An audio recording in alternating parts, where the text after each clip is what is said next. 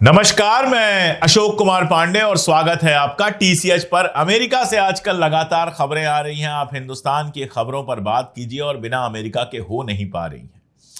तहव्वुर राणा पे बात करूंगा, बहुत डिटेल में बात करूंगा, डेविड हेडली पर भी बात करूंगा, लेकिन उसके पहले अमेरिका से आई एक और खबर जिस पर गोदी मीडिया खामोशी धारण कर लेगा, बिल्कुल चुप हो जाएगा, एक लफ्ज नहीं बोलेगा। और वो ये है कि अमेरिका के इंटेलिजेंस की जो डायरेक्टर हैं तुलसी गबार्ड, जो भारतीय जनता पार्टी की बहुत प्रिय मानी जाती हैं, मोदी जी की करीबी मानी जाती हैं और जिनको लेकर भारत बहुत उत्साहित रहता है। भारत क्या, मतलब भारतीय जनता पार्टी बहुत ज्यादा उत्साहित रहती है। वो तुलसी गबार्ड एक बयान कल देती हैं और उस बयान में वो कहती हैं कि ईवीएम की जांच कराई जाएगी। पिछले चुनाव में जिसमें ट्रंप हारे थे और बाइडेन राष्ट्रपति बने थे, उनका कहना है कि ईवीएम को हैक किया गया था, ईवीएम से छेड़छाड़ की गई थी। तो अब देखना यह है कि अमेरिका में तो ईवीएम की जांच हो रही है, हिंदुस्तान में उन्हीं के देखा देखी ईवीएम की जांच होती है या नहीं होती है, क्योंकि यहां पर तो ईवीएम को एकदम मूर्ति की तरह पवित्र बताया जाता है कि ईवीएम के साथ कोई छेड़छाड़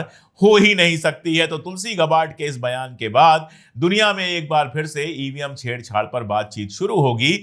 हिंदुस्तान में होगी कि नहीं होगी हम नहीं जानते, क्योंकि गोदी मीडिया इस पर बिल्कुल खामोश रहेगा और हमारे जैसे लोग जो बोलेंगे उनकी सुनने वाला आपके अलावा और कौन है। खैर, आते हैं मुख्य मुद्दे पर। तहव्वुर राणा, 2008 के मुंबई आतंकी हमले के मास्टरमाइंड तहव्वुर राणा को हिंदुस्तान ले आया गया। अमेरिका ने प्रत्यर्पण संधि जो की थी भारत के साथ, उसके तहत भारत को उसे सौंप दिया। लेकिन बड़ा सवाल यह है कि असली जो मास्टरमाइंड था डेविड कोलमैन हेडली, जिसका दूसरा नाम है दाऊद सईद गिलानी, उसका क्या हुआ? डेविड हेडली को भारत को क्यों नहीं सौंपा गया? यह एक बड़ा सवाल है।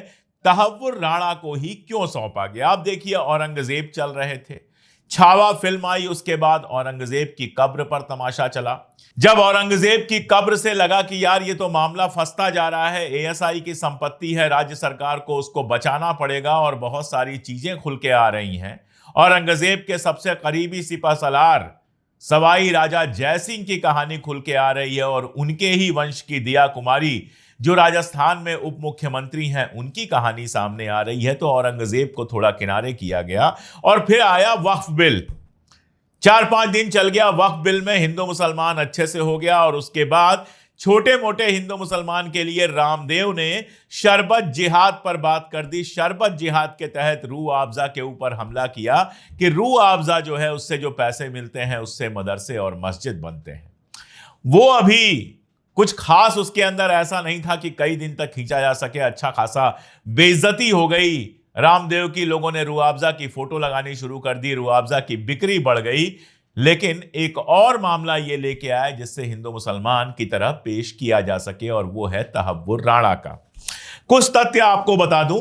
तहव्वुर राणा को जो लाया गया है हिंदुस्तान में, वो अमेरिका के साथ हुई प्रत्यर्पण संधि में लाया गया है। एक्स्ट्राडिशन ट्रीटी जो हुई है उसके तहत अमेरिका ने उसको हिंदुस्तान को सौंपा है। एलईटी का, लश्कर तोयबा का वो आतंकवादी है, डिटेल तो बताऊंगा ही। अब ये देखिए कि ये प्रत्यर्पण संधि कब हुई थी, एक्स्ट्राडिशन की जो ट्रीटी हुई थी वो कब हुई थी। केंद्र में सरकार थी आईके गुजराल की। जाहिर तौर पर आईके गुजराल के पास कोई ऐसा बहुमत नहीं था। संयुक्त मोर्चा कहा गया था इस सरकार को और इसको कांग्रेस ने समर्थन दिया था। 25 जून 1997, 25 जून 1997 को अमेरिका के साथ गुजराल सरकार की एक संधि होती है जिसमें सबसे बड़ा रोल निभाते हैं उस जमाने में भारत के विदेश मंत्री सलीम शेरवानी। यानी तत्कालीन विदेश मंत्री सलीम शेरवानी की पहल पर अमेरिका के साथ हुई थी यह प्रत्यर्पण संधि, एक्स्ट्राडिशन ट्रीटी, जिसके तहत आज आप लेकर आ पाए हैं तहव्वुर राणा को। तहव्वुर राणा का मामला बहुत क्लियर है, आपको याद ही है। 26 नवंबर 2008 को मुंबई में आतंकवादी हमला हुआ था जिसकी जिम्मेदारी लश्कर तैयबा की थी। लश्कर तैयबा पाकिस्तान बेस आतंकवादी संगठन है जो लगातार भारत के खिलाफ वहां पर प्रचार करता रहता है और उसने तमाम आतंकवादी कार्रवाइयों को अंजाम दिया है कश्मीर के अंदर और भारत के दूसरे हिस्सों में। 4 दिन तक ये हमले चले थे, 175 लोग मारे गए थे और 9 से ज्यादा इसमें हमलावर शामिल थे। 300 से ज्यादा लोग घायल हुए थे। भारत के ऊपर यह सबसे बड़ा हमला था निश्चित तौर पर। जो लेटर जारी किया है डिपार्टमेंट ऑफ जस्टिस ने, यूनाइटेड स्टेट्स के डिपार्टमेंट ऑफ जस्टिस में, उसमें भी बंबई हमलों का मामला है, 10 एलईटी आतंकवादियों का मामला है और उसमें भी ये लिखा हुआ है कि ये हिंदुस्तान में हुए सबसे भयानक हमलों में से एक था, जिसमें मैंने आपको बताया कि लगभग 250 लोग मारे गए और 300 के आसपास घायल हुए। इस हमले का मास्टरमाइंड था डेविड कोलमैन हेडली। ये जो डेविड कोलमैन हेडली है, इसका नाम है असली दाऊद सईद गिलानी और ये तहव्वुर राणा के बचपन का, कॉलेज टाइम का दोस्त है। अगर आप डेविड कोलमैन हेडली के बारे में या दाऊद सईद गिलानी, जो भी आप कहना चाहें, उसके बारे में और जानना चाहते हैं तो उसके बाप जो थे वो पाकिस्तानी थे और उसकी मां अमेरिकन थी। इसका जन्म अमेरिका में हुआ था। राणा और हेडली एक साथ कैडेट कॉलेज हसन अब्दाल में पढ़ते थे और उनकी दोस्ती लगातार गहरी होती गई। हेडली बाद में लश्कर तैयबा में शामिल हो गया और जाहिर है कि उसके मन में भारत के खिलाफ नफरत भरी हुई थी। हाफिज सईद, जो एलईटी के चीफ माने जाते हैं, उनके साथ भी हेडली की बहुत अच्छी दोस्ती थी और उसको ट्रेनिंग मिली थी एलईटी के साथ पाकिस्तान में। यह बात भारत ने कहा था।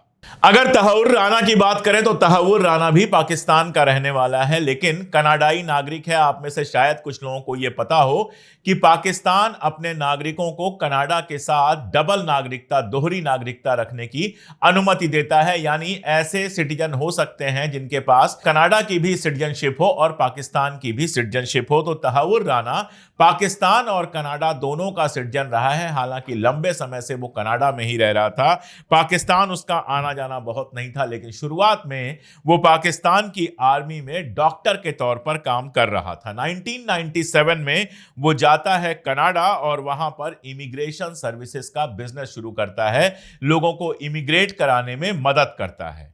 और फिर उसने अमेरिका में शिकागो सहित कई लोकेशंस पे फर्स्ट वर्ल्ड इमिग्रेशन सर्विसेज नाम से कंसल्टेंसी फर्म खोली। वो कई सारी भाषाएं बोल सकता है, 7 भाषाओं के बारे में बताया जा रहा है कि वो फ्लुएंटली बोल सकता है और इस बीच में वो कनाडा, पाकिस्तान, जर्मनी, इंग्लैंड वगैरह जाता रहा। इमिग्रेशन सर्विस थी तो ये उसके लिए आसान काम था। अब तहव्वुर राणा कैसे शामिल हुआ था मुंबई वाले कांड में, उसको समझना जरूरी। मुंबई हमले की जो 405 पेज की चार्जशीट है, उसमें तहव्वुर राणा का नाम कई बार आया है और वो आरोपी के रूप में दर्ज है। दरअसल डेविड हेडली का पूरा प्लान था मुंबई हमले का, लेकिन इसके लिए उसको बंबई में एक हैंडलर की जरूरत थी बंबई में एक अड्डे की, जिसके बहाने वो बार बार बंबई जा सके और रेकी कर सके। तो ये जो आपका तहव्वुर राणा है, जो इमिग्रेशन सर्विस चला रहा था, इसने मुंबई में फर्स्ट वर्ल्ड नाम का एक ऑफिस खोला और इस ऑफिस का पूरा चार्ज दिया डेविड हेडली को, जबकि डेविड हेडली ने कभी भी इमिग्रेशन का कोई काम नहीं किया था। अब सोचने वाली बात यह भी है कि आखिर मुंबई में एक ऐसे आदमी को जिसने इमिग्रेशन का काम कभी नहीं किया था, एक ऑफिस खोलने की इजाजत कैसे मिली? इसकी भी जांच होनी चाहिए थी, पता नहीं हुई या नहीं हुई।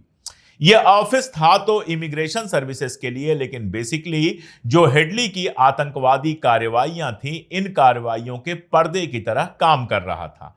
यानी ऑफिस चलता था, बाहर से दिखता था कि इसमें इमिग्रेशन सर्विसेज में काम किया जा रहा है, इमिग्रेशन में लोगों की मदद की जा रही है। उस जमाने में आप जानते हैं पासपोर्ट बनवाना, वीजा बनवाना, इन सब में एजेंट्स की जरूरत पड़ती थी, तो ये वाला काम वहां पर कर रहे थे ये बाहर से, लेकिन अंदर से बंबई के हमलों पर प्लानिंग चल रही थी। हेडली जो है वो इस इमिग्रेशन कंसल्टेंट के तौर पर बार बार भारत आया और भारत आया तो उसने लोकेशंस की रेकी करनी शुरू की, ऐसे इलाके ढूंढने शुरू किए जहां पर हमला हो सकता है।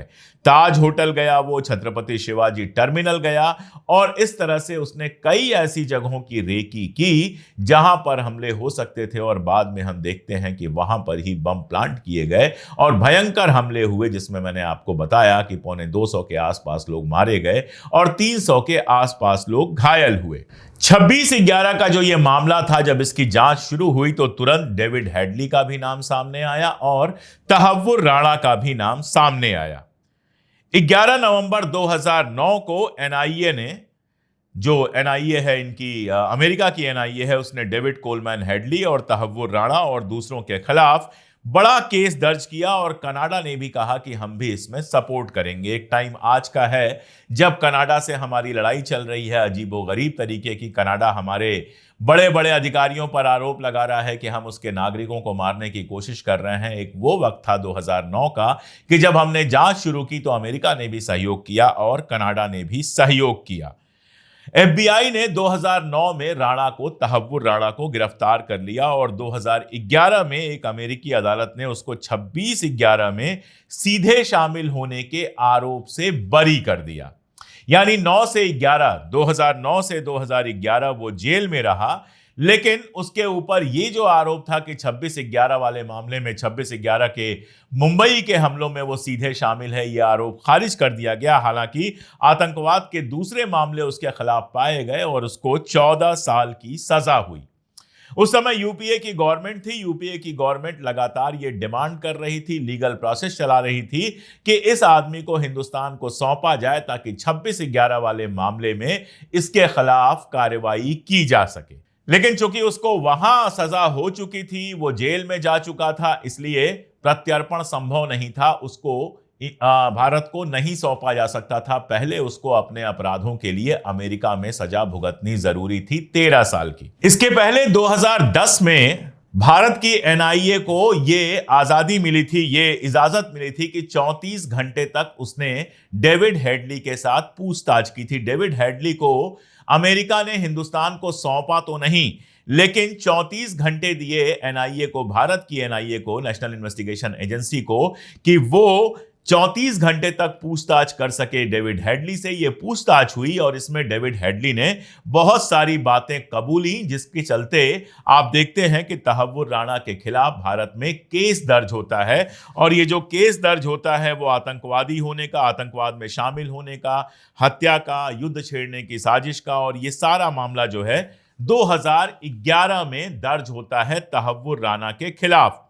उधर डेविड हेडली को अमेरिका की सरकार गिरफ्तार कर चुकी थी और 24 जनवरी 2013 को उसको अमेरिका में आतंकवाद से जुड़े हुए 12 मामलों में 35 साल की सजा सुनाई गई थी।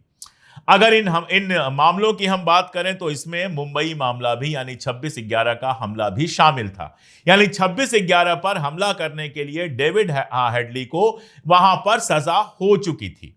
और इन सब को उस समय की जो भारत सरकार था उसके द्वारा जो दबाव बनाया गया और जो सबूत पेश किए गए वो काम आया। इसके अलावा डेनमार्क के कोपेनहेगन का भी एक मामला था, वो मामला भी इसी में शामिल था। यानी 35 साल तक वो सजा में रहेगा, जेल में रहेगा। किस जेल में है, कहां जेल में है, ये किसी को नहीं पता, लेकिन 35 साल तक वो अमेरिका की जेल में रहेगा। और छूटने के बाद अगर जिंदा निकलता है वहां से तो 5 साल उसके ऊपर और निगरानी रहेगी। ये मामला है डेविड हेडली का, और इसी वजह से डेविड हेडली का प्रत्यर्पण नहीं हुआ है। अगर 40 साल सजा के बाद, 40 साल यानी 2050-55 तक वो जिंदा रहता है, तब भारत शायद उसके प्रत्यर्पण के लिए मांग कर सकता है और उसके बाद प्रत्यर्पण संभव हो सकता है अगर उसकी हेल्थ वगैरह इजाजत देती है। तो कुल मिलाजुला कर यह समझिए कि हेडली का प्रत्यर्पण नहीं होगा क्योंकि वो अमेरिका की जेल में है। अब हेडली को लेकर बहुत सारी चीजें हैं। हेडली किस जेल में है ये कभी बताया नहीं गया, तो हेडली को लेकर बहुत सारी चीजें हैं। उसके डबल एजेंट होने की बात है, उसके अमेरिकी प्रशासन से जुड़े होने की बात है, बहुत सारी बातें हैं। तो असल में हेडली का क्या हुआ ये कोई नहीं जानता, लेकिन 35 साल की सजा सुनाकर यह इंतजाम कर दिया गया कि किसी और एजेंसी को एक्सेस ना मिले हेडली का।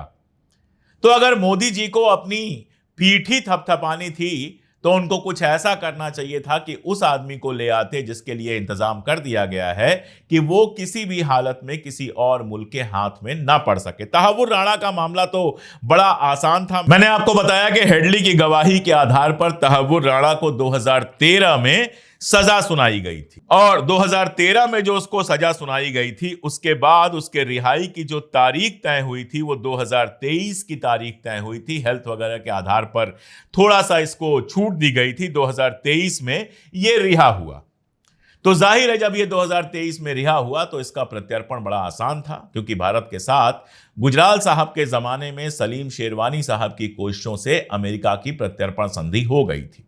2023 में यह रिहा होता है तो जाहिर है भारत ने फिर से प्रत्यर्पण की मांग की और उसी के तहत सारी कानूनी कार्रवाइयां पूरी करने के बाद अमेरिका के डिपार्टमेंट ऑफ जस्टिस ने इसको भारत को सौंप दिया है। कल 1.5 पेज का 2 पेज का एक लेटर जारी किया डिपार्टमेंट ऑफ जस्टिस ने, जिसको आप स्क्रीन पे देख सकते हैं। इसमें सारी बातें हैं, तहव्वुर राणा की गिरफ्तारी की बात है, तहव्वुर राणा पर लगे हुए आरोपों की बात है, मुंबई हमले की बात है और उस पूरे लीगल प्रोसेस की बात है जिस लीगल प्रोसेस के बाद तहव्वुर राणा को भारत को सौंप दिया गया है। अब तहव्वुर राणा जाहिर है मुसलमान है और पाकिस्तानी है, कनाडाई नागरिक भी है लेकिन मूलतः पाकिस्तानी है और उसको लेकर एक अलग तरह का माहौल बनाने की कोशिश की जा रही है। 3 बातें यहां पर समझनी चाहिए। पहली बात तो यह कि मुंबई हमला जो हुआ था वो हिंदुस्तान के ऊपर हमला था, इसलिए अगर कोई तहव्वुर राणा के समर्थन में कुछ बोलने की कोशिश करता है तो प्लीज यह सीधे सीधे भारत के खिलाफ होगा। उसने एक ऐसी घृणित घटिया कार्रवाई को अंजाम दिया है जिसके लिए उसको आजीवन कैद की सजा मिलनी चाहिए या फिर सजाए मौत मिलना चाहिए, क्योंकि वो 350 लोगों की 275 से ज्यादा लोगों की मौत के लिए जिम्मेदार है, 300 से ज्यादा लोगों के घायल होने के लिए जिम्मेदार है और भारत के सम्मान को धक्का पहुंचाने के लिए जिम्मेदार है। तो तहव्वुर राणा का समर्थन कोई देशद्रोही ही कर सकता है, पहली बात तो ये। दूसरी बात यह कि तहव्वुर राणा देश का दुश्मन है। इस देश के रहने वाले मुसलमान इस देश के दुश्मन नहीं है। चाहे वो हेडली हो चाहे तहव्वुर राणा हो, ये सब विदेशी थे।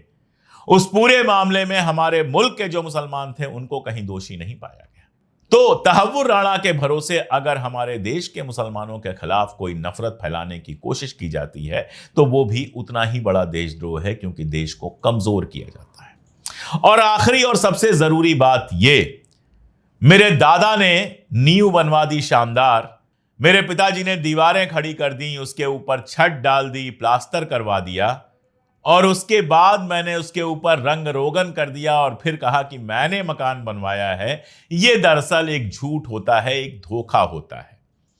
अगर आज 26/11 के हमले का दोषी तहव्वुर राणा भारत में आ पाया है, अगर अमेरिका से हम उसको भारत ला पाए हैं, अगर अमेरिका ने उसको भारत में सौंपा है, तो उसके लिए कोई एक सरकार अगर श्रेय लेती है तो वो यही रंग रोगन वाला श्रेय है। मैंने आपको बताया कि सबसे पहले अगर इसके लिए कोई जिम्मेदार है तो वो लोग जिम्मेदार हैं जिन्होंने ये सोचा कि अमेरिका के साथ प्रत्यर्पण संधि की जानी चाहिए, क्योंकि लोग हिंदुस्तान में अपराध करके अमेरिका भाग सकते हैं। और वो लोग थे आई.के. गुजराल और सलीम शेरवानी साहब। आई.के. गुजराल साहब जो थे वो हमारे प्रधानमंत्री थे और सलीम शेरवानी साहब हमारे गृह मंत्री थे। संयुक्त मोर्चे की सरकार थी जिसको कांग्रेस समर्थन दे रही थी।